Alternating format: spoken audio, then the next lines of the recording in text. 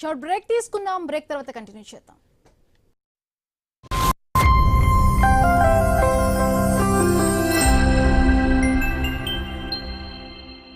Master minds commerce చదవాలనుకునే 10th inter విద్యార్థుల తొలి ఎంపిక. మాస్టర్ మైండ్స్ కామర్స్ చదవాలనుకునే 10th ఇంటర్ విద్యార్థుల తొలి ఎంపిక. మాస్టర్ మైండ్స్ కామర్స్ చదవాలనుకునే 10th ఇంటర్ విద్యార్థుల తొలి ఎంపిక. మాస్టర్ మైండ్స్ కామర్స్ చదవాలనుకునే 10th ఇంటర్ విద్యార్థుల తొలి ఎంపిక. మాస్టర్ మైండ్స్ కామర్స్ చదవాలనుకునే 10th ఇంటర్ విద్యార్థుల తొలి ఎంపిక.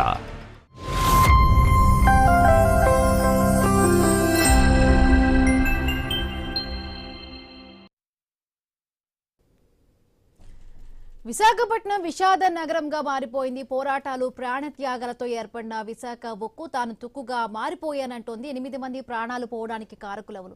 సో ముఖ్యంగా కూడా అంటే గత 2 నెలల నుంచి కూడా ఈ లాడిల్స్ లీకేజీకి సంబంధించి కూడా దాదాపుగా 27 చిన్న చిన్న సంఘటనలు జరిగినట్టుగా కూడా కార్మిక సంఘాలు ఒకవైపు చెబుతూ ఉన్నాయి. ఇవన్నీ కూడా ముందస్తు హెచ్చరికలు ఉన్నప్పటికీ కూడా ఇక్కడ యాజమాన్యం ఎందుకు అలసత్వం వహించింది అనే విధంగా కూడా ఒకవైపు ప్రశ్నలు లేవనెత్తుతూ ఉన్నాయి. ఇంకొకటి ఈ ప్రమాద ఘటన జరిగినప్పుడు చాలా వరకు కూడా రాజకీయ నాయకులు అందరూ కూడా పరామర్శలు చేస్తూ ఉంటారు. కొంత ఎక్స్గ్రేషియా కూడా ఇవ్వడం అనేది జరుగుతుంది. ఇప్పుడు కూడా 27 లక్షల రూపాయల సంబంధించిన ఎక్స్గ్రేషియాను కూడా ఇవ్వటం జరిగింది. ఇంకొకటి ఇందాకే మాట్లాడుతూ కూడా బొత్స సత్యనారాయణ కూడా మాట్లాడుతూ కూడా ఇది ప్రభుత్వం యొక్క అలసత్వం, ప్రభుత్వం చేపడుతున్న దీనివల్ల జరిగిందంటూ కూడా ఆయన మాట్లాడుతున్న ముఖ్యంగా కూడా ఇటు ప్రభుత్వంలో కానీ కేంద్ర ప్రభుత్వం రెండు మిత్రపక్షాలుగా ఉన్నాయి. ఎప్పటి నుంచో కూడా విశాఖ స్టీల్ ఉక్కుకి సంబంధించి కూడా చాలా వరకు కూడా అధికారంలో ఉన్నప్పటికీ కూడా ఈ నాయకులు ఎవరైతే కూడా ఈ కార్మికులు అందరూ కూడా విశాఖ స్టీల్ ఉక్కు గురించి పోరాడినప్పుడు నాయకులు ఎవరు కూడా దాని గురించి పట్టించుకున్న పాపాన లేదు. బట్ ఇలాంటి ఘటనలు జరిగినప్పుడు కూడా చాలా వరకు వెళ్తూ ఉంటారు రాజకీయ నాయకులు అందరూ కూడా వెళ్తారు. బట్ ఘటన జరగకుండా ఇక్కడ తీసుకోవాల్సిన జాగ్రత్తల విషయం ఏంటి అనేది చాలా క్వశ్చన్ ఇక్కడ లేవనెత్తి 8 మంది కార్మికుల ప్రాణాలు కోల్పోయి ముఖ్యంగా కూడా వాళ్ళు అంటే 27 చిన్న చిన్న సంఘటనలు జరిగాయంటూ కూడా గతంలో కూడా ఈ కార్మికులు చెబుతున్న పరిస్థితి. ఇంకొకటి స్టీల్ ప్లాంట్ నష్టాల్లో ఉండటం వల్ల కూడా అక్కడ అనుభవజ్ఞులైన అక్కడ పనివంతులను కూడా పెట్టకపోవటం వల్ల కూడా కొంత వాళ్ళకు కొంత దానికి సంబంధించి కూడా కొంత టెక్నాలజీకి సంబంధించి కూడా అనుభవం లేకపోవడం వల్ల కూడా జరిగిందంటూ కూడా విమర్శలు వస్తూ ఉన్నాయి. రైట్, మనతో పాటు జాయిన్ అయ్యారు మేడా విజయశేఖర్ రెడ్డి గారు, టీడీపీ నుంచి జాయిన్ అయ్యారు. నమస్తే అండి మేడా విజయశేఖర్ రెడ్డి గారు. సో ఏం చెప్తారు ఈ ఘటనకి సంబంధించి కూడా? ఘటన జరిగాక రాజకీయ నాయకులు ఏంటి కానీ ప్రతి ఒక్కరు వెళ్ళి పరామర్శలు చేయటం మేము ఉన్నామంటూ కూడా చెబుతున్న పరిస్థితి బాగానే ఉంది. బట్ ఘటన జరగకుండా కూడా ఎందుకు ఏది కూడా ఇక్కడ ఆపలేకపోతున్నారు? ముఖ్యంగా కూడా అంటే 2 నెలల నుంచి కూడా ఈ లాడిల్స్ ఏదైతే కూడా లీకేజీకి సంబంధించి కూడా 27 చిన్న చిన్న సంఘటనలు జరిగినట్టు కూడా అక్కడ స్టీల్ ప్లాంట్ కార్మికులు కూడా చెబుతున్నారు. ఆ వార్తలు కూడా బయటకు వస్తున్నాయి. బట్ ఇంత ముందస్తు హెచ్చరికలు ఉన్నా కూడా చాలా నిర్లక్ష్యంగా కూడా వ్యవహరించారంటున్నారు. మేడం, ఇక్కడ కొంత టెక్నాలజీలో మనం కొంచెం వెనకబడి ఉండడం కానీ లేదంటే ఎక్కువ మాన్యువల్ గా మనం వర్క్ చేయించుకోవడం కానీ, ఇప్పుడు మీరు వేరే స్టీల్ ప్లాంట్ తో పోల్చుకుంటే అంటే వివిధ దేశాల్లో ఉన్న స్టీల్ ప్లాంట్ కావచ్చు, లేదంటే ఈ మధ్య ప్రైవేట్ లో వస్తున్న స్టీల్ ప్లాంట్ తో పోల్చుకుంటే మన దగ్గర ఉన్న వైజాగ్ స్టీల్ ప్లాంట్ లో ఎక్కువ అంటే మాన్యువల్ గా మనం పని చేయించుకోవడం కావచ్చు. అట్లాగే మేడం ఇప్పుడు ఆ లాడెల్ ఏదైతే ఉందో, ద్రవ ఉక్కు ఉన్న లాడెల్ ఏదైతే ఉందో అది ఒక దగ్గర ఆ ద్రవ ఉక్కును తీసుకుని ఇంకొక దగ్గరికి తీసుకెళ్లి అక్కడ కాస్టింగ్ ఆపరేషన్స్ కి అది యూజ్ చేయాలి. ఈ ఒక దగ్గర నుంచి ఇంకొక దగ్గరికి ఈ లాడెల్ మారే సమయంలో అది ఒరిగిపోవడం అంటే ఇది ఒక మెకానికల్ ఫెయిల్యూర్ లాగా మనకు అనిపిస్తోంది. అంటే ఏదైనా ఒకసారి విచారణ జరిగి ఇప్పుడు ఒక 3 మెన్ కమిటీని వేశారు, విచారణ జరిగి పూర్తి వివరాలు బయటికి రావాలి. కానీ మేడం 2020లో కూడా ఇలాంటిదే ఒకటి జరిగింది. ఆ రోజు కూడా ఇది మెకానికల్ ఫెయిల్యూర్ లాగానే ఆ రోజు కూడా చెప్తున్నారు. అంటే అక్కడ ఏదైతే అంటే మెకానికల్ ప్రాబ్లం అంటే ఎంతో దశాబ్దాల కాలం నాటి ఇన్ఫ్రాస్ట్రక్చర్ నే ఇంకా కూడా వాడుతున్నారు. అంటే ఆటోమేటెడ్ సేఫ్టీ సిస్టమ్స్ ఇక్కడ ఎందుకు కార్మికులకు సంబంధించి కూడా వెళ్ళకుండా సాంకేతిక ఇంత టెక్నాలజీ కూడా డెవలప్ అవుతున్నా కూడా అక్కడ అలాంటి ప్రమాదకరమైన లిక్విడ్స్ ఉన్నట్టుగా కూడా ఉన్నప్పుడు కార్మికుల్ని ఎందుకు అక్కడ పెట్టాల్సి వస్తుంది? సో విశాఖ ఉక్కుకు సంబంధించి కూడా చాలా చారిత్రాత్మకమైన ఇది ఉంది మేడం. ఒకటి ఇక్కడ అంటే ఏదైతే మనకు ఆ మెషిన్స్ ఏదైతే ఉన్నాయో, ఆ లాడిల్స్ కావచ్చు, దానికి సంబంధించిన క్రేన్స్ కావచ్చు, అవి ఏదైతే అది నిజంగా బాధపడ్డాయా? సరే, ఇప్పుడు 2020లో ఒకసారి జరిగినప్పుడు నిజంగా ఆ లాడిల్ కావచ్చు, లేదంటే ఆ క్రేన్స్ సంబంధించిన క్రేన్స్ కావచ్చు, దానికి కట్టిన ఆ తాళ్లు ఏదైతే ఉన్నాయో, వాట్ ఎవర్ అది ఆ స్టీల్ స్ట్రింగ్స్ ఏదైతే ఉన్నాయో, ఇవన్నీ కూడా నిజంగా పాతబడి పనికిరానివంటే మరి ఆ రోజే ఎక్స్పర్ట్ కమిటీ కావచ్చు, లేదంటే స్టీల్ మేనేజ్మెంట్ అథారిటీ ఎవరైతే ఉన్నారో వాళ్ళు ఖచ్చితంగా చర్యలు తీసుకొని దాన్ని మార్చడానికి అవకాశం ఉండేది మేడం. అంటే 2020లో జరిగిన యాక్సిడెంట్ ఇప్పుడు మళ్ళీ 2026లో జరిగింది.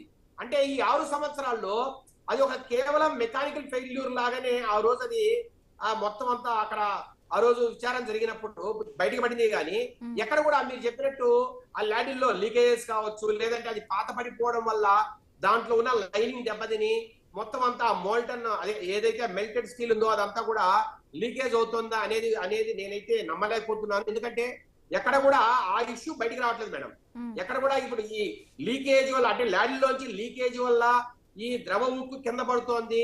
దాని వల్లనే ఈ అక్కడ పనిచేసే వర్కర్ల మీద అంటే సెకండ్ ఫ్లోర్ లో ఎక్కడో ఈ ల్యాడిల్ తిరుగుతూ ఉంటే అది ఒరిగిపోయి ఆ ఉక్కు ఆ ద్రవ ఉక్కు అది మెల్టెడ్ స్టీల్ ఏదైతే ఉందో అదంతా కూడా ఫస్ట్ ఫ్లోర్ లో ఉన్న ఎవరైతే పనిచేస్తున్న ఉద్యోగులు ఉన్నారో వాళ్ళ మీద పడడం. ఇంకొకటి కూడా ఇక్కడ బయటకు వస్తుంది. స్టీల్ మెల్టింగ్ షాప్ లో అంటే అత్యంత ఈ ప్రమాదకరమైన అంటే జోన్లలో వీటి వ్యవహరించడానికి కూడా సీనియర్ కాంట్రాక్టర్లు కానీ సీనియర్ ఆఫీసర్స్ కానీ ఉంటారు. వాళ్ళని అందరినీ కూడా తొలగించి కొంచెం అనుభవం లేని వాళ్ళని దీనికి సంబంధించి కూడా తక్కువ జీతంకి వచ్చే వాళ్ళందరినీ కూడా అక్కడ పెట్టడం వల్ల ఈ ప్రమాదం వాళ్ళతో పని చేయించడం వల్ల కూడా ఈ ప్రమాదం జరిగిందంటూ కూడా అంటున్నారు. అందుకే వాళ్ళు ముందుగానే కూడా ఏదైతే ఈ ప్రమాదం జరగబోతోంది అని కూడా వాళ్ళు గుర్తించలేకపోయారు అంటున్నారు. మేడం ఒకటి ఇది మాన్యువల్ ఫెయిల్యూర్ అయితే ఖచ్చితంగా కాదు. అంటే మీరు చెప్పినట్టు నిపుణులు అయినా ఉద్యోగస్తులు లేకుండా కేవలం కాంట్రాక్ట్ లేబర్ ని పెట్టి నడిపించడం వల్లనే ఇది మెకానికల్ ఫెయిల్యూర్ అయింది అనే దానికి ఇప్పటి వరకు ఎక్కడా సాక్ష్యాధారాలు మనకు దొరకలా మేడం. ఇదంతా కూడా ఆటోమేటెడ్ గా జరిగే ఈ ల్యాడిల్ ఆపరేషన్స్ అని ఏదైతే ఈ ల్యాడిల్ అని అంటారో మీరు ఈ ఆపరేషన్ అంతా కూడా మెకానికల్ గా ఆటోమేటెడ్ గా జరిగే ఆపరేషన్.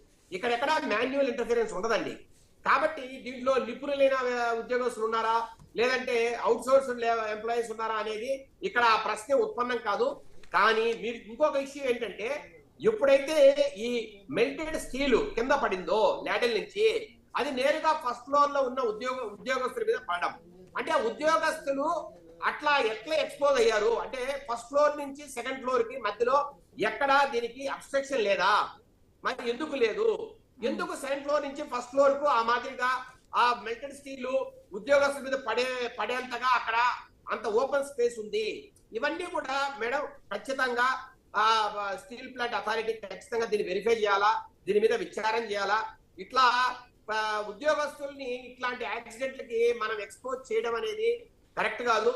దీని మీద ఇంకొకటి అంటే సార్ ఫైనల్ గా చెప్పండి, సేఫ్టీ ఆడిటింగ్ సంబంధించి కూడా ఇందాక మీరు మాట్లాడుతూ గతంలో కూడా ఈ సేఫ్టీ ఆడిట్స్ అన్ని కూడా కరెక్ట్ గా జరిగాయా లేకపోతే కాగితాలకే పరిమితం అవుతున్నాయి? ఎందుకంటే ఒక ఘటన జరిగాక పరామర్శలు చేయడం, చనిపోయాక ఎక్స్గ్రేషియా ఇవ్వటం కన్నా కూడా ప్రమాదాలు జరగకుండా ఇందాక లోకేష్ గారు కూడా మంత్రి లోకేష్ గారు కూడా మాట్లాడుతూ కూడా కుటుంబానికి ఆదుకుంటాం, అండగా ఉంటాము అని చెప్తూ మాట్లాడుతున్నారు. బట్ ఘటనలు జరగకుండా కూడా ముందస్తుగా ఇలాంటి పునరావృతం కాకుండా కూడా జరగాలంటే ఎటువంటి మెజర్మెంట్స్ తీసుకోవాలంటే?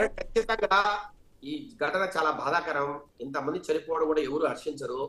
ఇక్కడ మెయిన్ ఇష్యూ ఏంటంటే మేడం, ఈ ఏదైతే స్టీల్ ప్లాంట్ మన దగ్గర వైజాగ్ లో ఉందో ఇది కొంచెం ఓల్డర్ టెక్నాలజీతో అంటే పాత టెక్నాలజీతో నడవడం వల్ల కావచ్చు, లేదంటే ఇంకా పాత విధానాలు పాత రకాల మెథడ్స్ మనం వాడడం వల్ల కావచ్చు, దీనివల్ల కొంత ఈ మాన్యువల్ ఆపరేషన్స్ కొంత ఎక్కువగా జరుగుతూ ఉండడం కావచ్చు. ఇప్పుడు మీరు గమనిస్తే మేడం ఈ దశాబ్దాల కాలంగా మన టెక్నాలజీ ఎంతో అడ్వాన్స్ అయింది.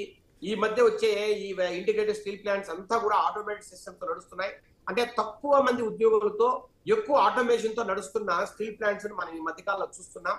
అలాంటి పరిస్థితిని మనము వైజాగ్ స్టీల్ ప్లాంట్ లో కూడా ఈ కొత్త టెక్నాలజీని మనం వాడి ఈ రకమైన యాక్సిడెంట్స్ ని తక్కువగా జరిగేట్టుగా అంటే జరగకుండా ఉండేట్టుగా మనం అన్ని చర్యలు తీసుకోవాల్సిన అవసరం ఎంతైనా ఉంది. కానీ స్టీల్ ప్లాంట్ లో వాడే విధానాలు కావచ్చు, లేదంటే అక్కడ జరుగుతున్న ఆపరేషన్స్ కావచ్చు, ఇవన్నీ కూడా కొన్ని దశాబ్దాల కింద అంటే కనీసం ఒక 40-50 ఏళ్ల కిందట ఉన్న ఆ రోజున టెక్నాలజీని ఉపయోగించి చేస్తున్నాం కాబట్టి మేడం దాంట్లో కొంత ఇబ్బందులు ఉన్నమాట వాస్తవం. అట్లాగే మేడం ఎక్కడెక్కడైతే ఉద్యోగస్తులు ఇట్లాంటి యాక్సిడెంట్లకు ఎక్స్పోజ్ అయ్యే అవకాశం ఉందో ఆ ప్లేసెస్ అంటారు. ఇప్పుడు పాత టెక్నాలజీని ఒక్క రోజులో మనం మార్చే పరిస్థితి లేకున్నా ఈ ఉద్యోగస్తులు ఎక్కడైతే ఈ ప్రమాదాల బారిన పడే అవకాశం ఉందో ఎక్కడెక్కడైతే ఉందో వాటిన్నింటినీ కూడా ఆ ప్లేసెస్ ను గుర్తించి అక్కడ సరైన ఈ సెక్యూరిటీ మెజర్స్ అన్ని కూడా ఖచ్చితంగా భద్రతాపరమైన చర్యలు తీసుకోవాలా. ఖచ్చితంగా ఆ పని ఇప్పుడు లోకేష్ గారు కావచ్చు, అట్లాగే పవన్ కళ్యాణ్ గారు కావచ్చు, నిన్ననే ఆయన మన కుమారస్వామి గారు వచ్చారు, మనకు ఆయనతో మంచి అనుబంధం కూడా ఉంది. ఆయన ఆధ్వర్యంలో ఖచ్చితంగా ఇవన్నీ కూడా చేసే అవకాశం అతి త్వరలో పరిశీలిస్తారని కూడా సందర్భంగా తెలియజేస్తుంది. Right, thank you so much అండి మేడ విజయశేఖర్ రెడ్డి గారు డ్రైవ్ లో పాల్గొన్నందుకు. సో ఇది ఇవాల్టి question hour. Keep watching I News. మీతోనే మీ వెంట.